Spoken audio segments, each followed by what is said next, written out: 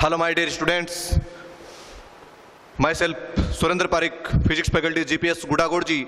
और प्यारे बच्चों, पिछले लेक्चर्स में अपन ने पढ़ा था प्रकाश विद्युत प्रभाव एवं द्रव्य तरंगे। इस चैप्टर की अपन ने शुरुआत कर रखी थी। सबसे पहले अपन ने 5 डेफिनेशंस के बारे में अध्ययन किया था। प्रकाश विद्युत प्रभाव की परिभाषा, उसके बाद पढ़ी थी कार्य फलन की परिभाषा, उसके बाद पढ़ी थी देहली आवर्ती, उसके बाद देहली तरंग दैर्ध्य और उसके बाद निरोधी विभव बोले तो स्टॉपिंग पोटेंशियल। इन 5 डेफिनेशंस के बाद अपन ने इससे रिलेटेड कुछ न्यूमेरिकल्स किए थे। आज अपन पढ़ने वाले हैं इलेक्ट्रॉन उत्सर्जन की विधियां। जेंटलमैन, ये जो प्रकाश विद्युत प्रभाव है, या इसको मैं बोल दूं कि प्रकाश विद्युत उत्सर्जन, यह इलेक्ट्रॉन उत्सर्जन की एक विधि है। अपन किसी धातु की सतह से इलेक्ट्रॉन का उत्सर्जन सामान्यतः 4 विधियों द्वारा कर सकते हैं, जिसमें पहली विधि है तापायनिक उत्सर्जन। जेंटलमैन, तापायनिक उत्सर्जन का मतलब है जब किसी धातु को गर्म किया जाता है तो धातु की सतह से इलेक्ट्रॉनों का उत्सर्जन होता है। इस घटना को क्या कहते हैं? तापायनिक उत्सर्जन। ठीक है जेंटलमैन, क्या कि जब किसी धातु को गर्म करते हैं तो धातु की सतह से इलेक्ट्रॉन क्या होते हैं? एग्जिट होते हैं, अर्थात इलेक्ट्रॉनों का क्या होता है? उत्सर्जन होता है। इस घटना को क्या कहते हैं? तापायनिक उत्सर्जन। और इस घटना में उत्सर्जित इलेक्ट्रॉनों को कहते हैं तापायन। ओके, ठीक है। दूसरी जो विधि है वो है प्रकाश विद्युत उत्सर्जन, जिसके बारे में आप पढ़ चुके हो कि जब किसी धातु की सतह पर एक विशिष्ट आवर्ती, या जिसको मैं बोल दूं देहली आवर्ती से अधिक आवर्ती का प्रकाश आपतित करवाया जाता है तो धातु की सतह से इलेक्ट्रॉनों का उत्सर्जन होता है। इस घटना को क्या कहते हैं? प्रकाश विद्युत उत्सर्जन कहते हैं। ओके। तीसरी विधि है क्षेत्र उत्सर्जन। जब किसी धातु पर प्रबल विद्युत क्षेत्र अर्थात 10 की पावर 8 वोल्ट पर मीटर का विद्युत क्षेत्र आरोपित किया जाता है तो भी धातु की सतह से इलेक्ट्रॉनों का क्या हो जाता है? उत्सर्जन हो जाता है। इस उत्सर्जन को क्या कहते हैं? क्षेत्र उत्सर्जन कहते हैं। ठीक है जेंटलमैन।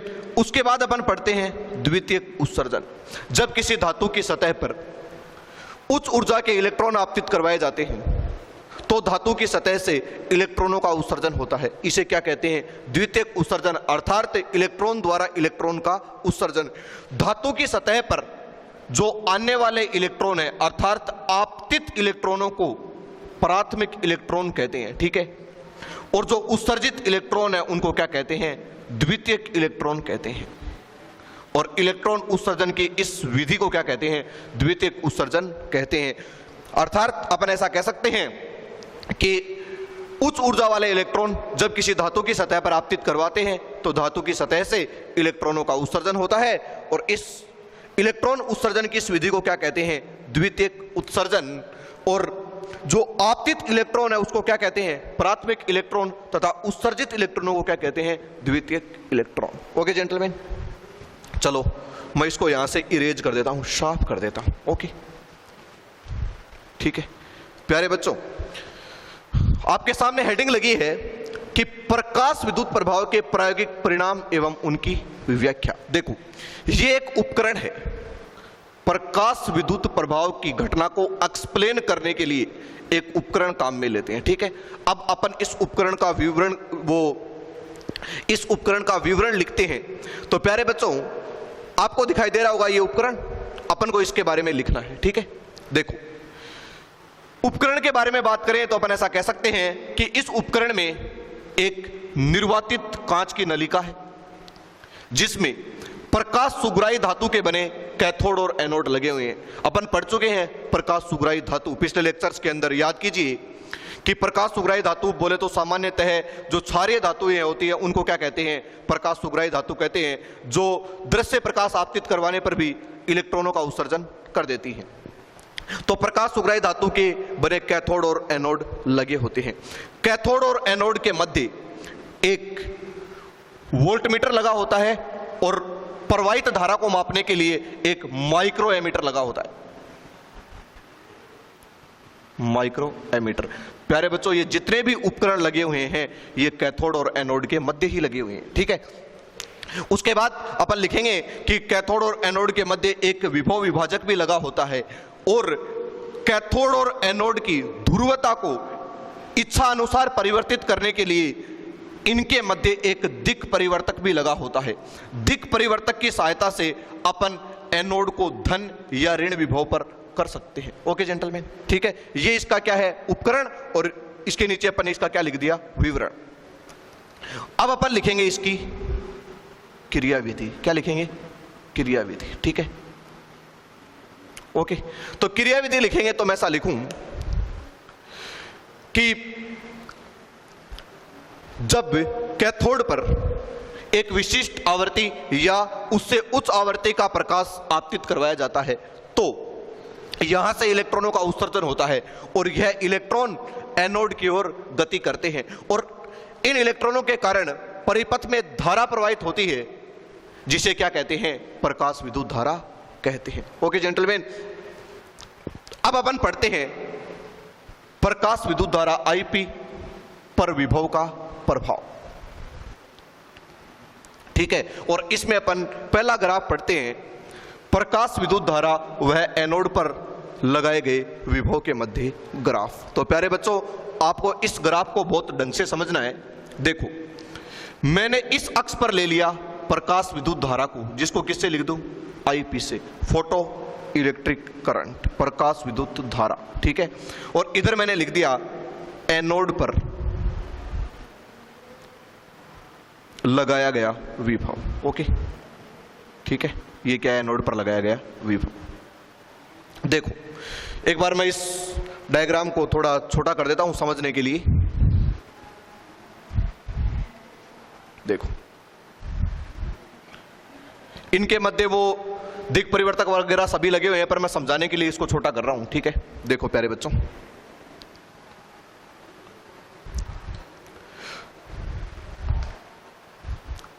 अपन कैथोड और एनोड के मध्य विभवांतर को शून्य रखते हैं। विभवांतर को क्या रखते हैं, शून्य, ठीक है।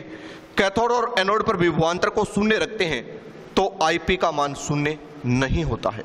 ऐसा क्यों, क्योंकि देखो सर, ये आपतित प्रकाश है तो ये यहां पर जो उपस्थित इलेक्ट्रॉन है उनको क्या देगा, ऊर्जा। बेटा जी, आपतित प्रकाश की ऊर्जा होती है एच न्यू, और एच न्यू दो काम करती है, एक तो इलेक्ट्रॉन की गतिज ऊर्जा के रूप में और दूसरा कार्यफलन के रूप में। ओके, ये है आइंस्टीन की फोटो इलेक्ट्रिक इक्वेशन, जिसके बारे में अपन इसी चैप्टर में पढ़ेंगे आगे, फिलहाल तक आप याद रख लो। तो देखो, यहां से के मैक्सिमम का सूत्र क्या बनता है, H nu minus phi naught. H nu का मतलब होता है आपतित प्रकाश की ऊर्जा और फाइ नोट का मतलब क्या है, कार्य फलन। अब देखो, ये प्रकाश आया तो ये आपतित प्रकाश है, तो यहां पर जो उपस्थित इलेक्ट्रॉन है वो इलेक्ट्रॉन कार्य फलन के बराबर ऊर्जा तो यही डोनेट कर देगा और उसके बाद अपनी गतिज ऊर्जा लेकर यहां से निकल लेगा और एनोड पर पहुंच जाएगा। अर्थात इलेक्ट्रॉन कैथोड से एनोड पर पहुंच रहे हैं, इसका मतलब परिपथ में धारा प्रवाहित हो रही है। ओके जेंटलमैन, तो आप इस ग्राफ का पहला पॉइंट क्या लिखोगे कि कैथोड व एनोड के मध्य विभवांतर शून्य रखने पर भी, विभवांतर शून्य रखने पर भी प्रकाश विद्युत धारा का मान शून्य नहीं होता है, क्योंकि इलेक्ट्रॉनों के पास स्वयं की गतिज ऊर्जा होती है जिसके कारण वह कैथोड से एनोड पर पहुंच जाते हैं। ओके जेंटलमैन, तो मैं ग्राफ में पॉइंट बनाऊं तो कैसे बनाऊंगा, देखो, इस बिंदु के ऊपर विभव का मान 0 है, परंतु जब विभवांतर का मान 0 है तो प्रकाश विद्युत धारा का मान 0 नहीं होना चाहिए, इसलिए मैं पॉइंट बनाऊंगा यहां पर। इसका मतलब क्या समझे कि विभव का मान तो 0 है परंतु प्रकाश विद्युत धारा का मान 0 नहीं है। सेकंड पॉइंट क्या लिखेंगे कि दिक् परिवर्तक की सहायता से एनोड को कर देते हैं धन विभव पर और कैथोड को कर देते हैं ऋण विभव पर, ठीक है। तो यहां पर धन विभव और यहां पर एनोड को कर देते हैं पॉजिटिव और कैथोड को क्या कर देते हैं नेगेटिव। अब देखो, ये क्या हो गया पॉजिटिव और ये क्या हो गया नेगेटिव, तो ये इलेक्ट्रॉनों को अपने ओर आकर्षित करेगा और ये इलेक्ट्रॉनों को यहां से क्या लगाएगा, धक्का लगाएगा। तो अपन क्या लिखेंगे कि एनोड को धन विभव व कैथोड को ऋण विभव पर करने पर प्रकाश विद्युत धारा का मान बढ़ता है। ओके जेंटलमैन, अब देखो इसको मैंने किया धन विभव पर और इसको मैंने क्या कर दिया ऋण विभव पर। इसके बाद मैं क्या करूंगा, सी व ए के मध्य विभव विभाजक की सहायता से विभवांतर के मान को क्या करूंगा, इंक्रीज, मतलब विभवांतर को बढ़ाऊंगा। तो एनोड पर क्या बढ़ेगा, धन विभव, और कैथोड पर क्या बढ़ेगा, ऋण विभव। तो ये जो धनावेश है इन इलेक्ट्रॉनों को अपनी ओर आकर्षित करेगा। इसका मतलब कैथोड पर धन विभव का मान बढ़ाने पर प्रकाश विद्युत धारा के मान में वृद्धि होती है। ठीक है सर, देखो ग्राफ ऐसा क्यों बनाया है, क्योंकि प्रकाश विद्युत धारा का मान भी बढ़ रहा है और विभव का मान भी बढ़ रहा है। कौन से विभव का मान बढ़ रहा है, पॉजिटिव विभव का। तो क्या लिखूंगा कि कैथोड और एनोड के मध्य विभवांतर बढ़ाने पर, जब कब बढ़ाएंगे विभवांतर, जब एनोड तो कौन से विभव पर है, धन विभव पर, और कैथोड कौन से विभव पर है, ऋण विभव पर। तो प्रकाश विद्युत धारा के मान में वृद्धि होती है, परंतु एक निश्चित विभवांतर के पश्चात प्रकाश विद्युत धारा के मान में वृद्धि नहीं होती है। ठीक है, प्रकाश विद्युत धारा के इस अधिकतम मान को संतृप्त धारा कहते हैं। क्या कहते हैं, संतृप्त धारा। तो सुनिएगा क्या होगा कि अगर आप ए पर पॉजिटिव बढ़ाते जाएंगे तो ये इलेक्ट्रॉन तीव्र गति से यहां पर पहुंचते जाएंगे, परंतु एक समय ऐसा आ जाएगा जब कैथोड से उत्सर्जित सभी इलेक्ट्रॉन कहां पर पहुंच जाएंगे, एनोड पर पहुंच जाएंगे। तो उस विभव के बाद यदि आप विभवांतर का मान बढ़ाएंगे तो भी धारा के मान में वृद्धि नहीं होगी, और धारा के इस अधिकतम मान को क्या कहते हैं, संतृप्त धारा कहते हैं। ओके जेंटलमैन, फिर देखो पॉइंट नंबर 3। अब की बार क्या करेंगे, एनोड को कर देते हैं नेगेटिव और कैथोड को क्या कर देते हैं, पॉजिटिव। अगर इसको नेगेटिव कर देंगे, ठीक है, और इसको क्या कर देंगे, पॉजिटिव, ठीक है, तो भी देखो क्या होगा, जिन इलेक्ट्रॉनों के पास ये नेगेटिव, इन इलेक्ट्रॉनों को क्या करेगा, प्रतिकर्षित, परंतु जिन इलेक्ट्रॉनों के पास उच्च गतिज ऊर्जा होगी, ठीक है, वो यहां से यहां पहुंच जाएंगे। ओके जेंटलमैन, पर इसका मतलब कुछ इलेक्ट्रॉन ही पहुंच पाएंगे क्योंकि नेगेटिव इनको क्या करेगा, इनको अपोजिट करेगा, अर्थात इनका विरोध करेगा, परंतु उच्च गतिज ऊर्जा वाले इलेक्ट्रॉन पहुंच जाएंगे।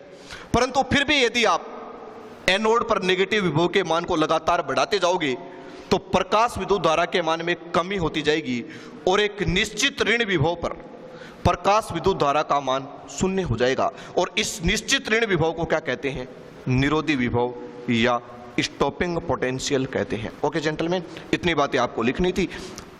यहां पर इस ग्राफ की बात करें तो यहां पर मैं लिख सकता हूं कि न्यू व आई, मतलब आपतित प्रकाश की आवृत्ति और तीव्रता दोनों ही क्या है, नियत है। ओके जेंटलमैन, फिर से आपको 3 पॉइंट लिखना सिखा देते हैं। क्या लिखोगे कि कैथोड और एनोड के मध्य विभवांतर का मान शून्य है तो प्रकाश विद्युत धारा का मान शून्य नहीं होता है, क्योंकि इलेक्ट्रॉनों के पास स्वयं की गतिज ऊर्जा होती है जिसको वो ग्रहण करके, अर्थात जिसके द्वारा वह कैथोड से एनोड पर पहुंच जाते हैं। ओके जेंटलमैन, उसके बाद अपन ने क्या लिखा कि एनोड पर क्या लगाते हैं, धन विभव, और कैथोड पर क्या लगाते हैं, ऋण विभव। और उसके बाद विभवांतर को बढ़ाने पर अपन देखते हैं कि प्रकाश विद्युत धारा के मान में वृद्धि होती है, परंतु एक निश्चित विभव पर प्रकाश, एक निश्चित विभव के पश्चात विभवांतर का मान बढ़ाने पर भी प्रकाश विद्युत धारा के मान में वृद्धि नहीं होती है। प्रकाश विद्युत धारा के इस अधिकतम मान को क्या कहते हैं, संतृप्त धारा कहते हैं। ठीक है, फिर अपन ने लिखा कि एनोड पर ऋण विभव और कैथोड पर धन विभव लगाने पर, उसके बाद अपन एनोड पर ऋण विभव को बढ़ाते हैं तो प्रकाश विद्युत धारा के मान में कमी होती है, और एक निश्चित ऋण विभव पर प्रकाश विद्युत धारा का मान शून्य हो जाता है, और इस निश्चित ऋण विभव को निरोधी विभव या स्टॉपिंग पोटेंशियल कहते हैं। थैंक यू दोस्तों, चर्चाएं जारी रहेंगी ब्रेक के बाद, तब तक के लिए धन्यवाद।